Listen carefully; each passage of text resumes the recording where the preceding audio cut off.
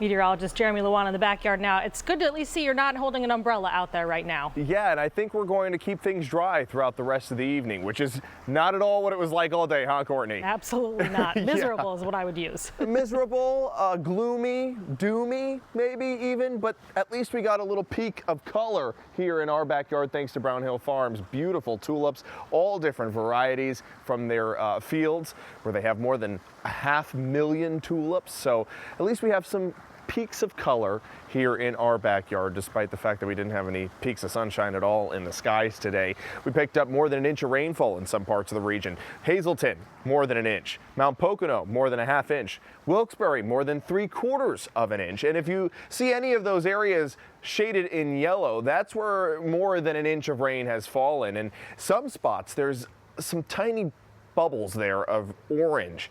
Just on that border of Wayne and Susquehanna counties, that's more than 2 inches of rain. And that is why we have a flash flood warning in effect for this area here of western Wayne County, eastern Susquehanna County, and northeastern Lackawanna County as a result of all the rainfall that's fallen all day today. It's causing streams and creeks to rise out of their banks. Some of those back roads getting washed out somewhat. So if you're planning on driving anywhere tonight, just be careful, especially in that area.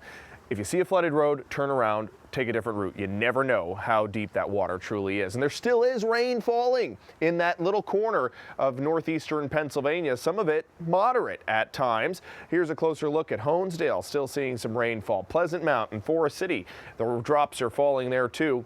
It's slowly lifting up into the Hudson Valley, and I think we'll be dry for the majority of the evening tonight. We'll have a few sprinkles on and off, but notice all this drier air towards our south, that's working its way in. That's going to be good.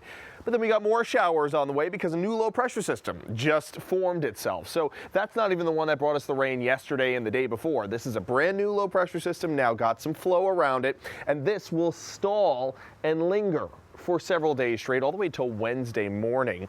And as it rolls on through on Tuesday, we'll get the most of the rainfall and maybe even some severe weather with it too. Here's your current view of Wilkes-Barre. We've got those low-hanging clouds. I do think we'll have some spots of dense fog tonight into tomorrow morning. Very low winds, lots of high humidity. So be careful tomorrow morning if you're driving anywhere to work, school on your Monday. Might have to encounter some reduced visibility. Here's the view from our rooftop camera. You can already see that reduced visibility. 63 is the current temperature. Humidity is nearly 100%, and those winds are only coming out of the northeast at 5 miles per hour. It was warm for those of us in the central Pennsylvania and out through the Poconos.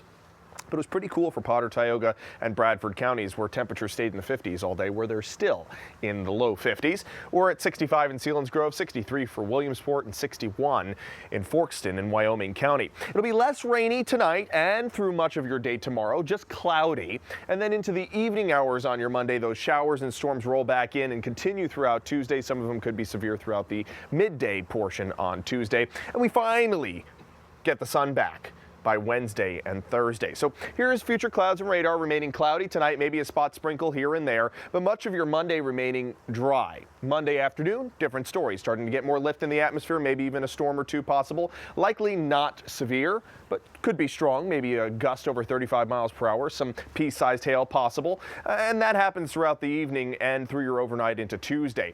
Tuesday morning into the afternoon, into the evening. Enough moisture and available energy in the atmosphere to spark up some thunderstorms, and those will continue all the way until Wednesday morning. So we've got rainfall in the forecast. We're talking anywhere from a half inch to another inch of rain, so localized flooding still a concern as we head into Monday and Tuesday because we have so much more rainfall on the way. Temperatures in the 70s until we get to Wednesday. Then the front finally comes through. The low pressure system rises up and out of our area, and we're back into the 60s for Thursday and Friday, but at least the rain goes away for Thursday. You know, Courtney, we were in a drought for all of the winter. We need the rain, just not all of it at once. Absolutely. And at least it looks pretty good for Mother's Day so far. Yes, it does. Mother's Day, preliminary forecast, looking good. Perfect. Thanks, Jeremy.